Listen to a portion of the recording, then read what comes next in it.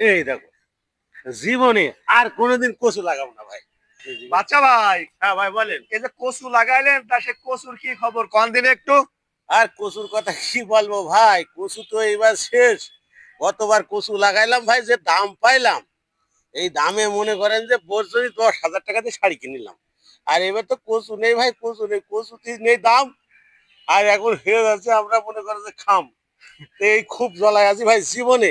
এই যে কান ধরলাম ভাই, জীবনে জীবনে কোনোদিন আর কচু লাগাবো না ভাই। নাকি ভাবি কি কোনোদিন মেরে আসতেছে আরে নাকি ভাই কচু এই লাগিয়ে? কচু কচু জন্য শেষ করে ভাই, যে বাড়ি জায়গা দিচ্ছে না এখন ভাই।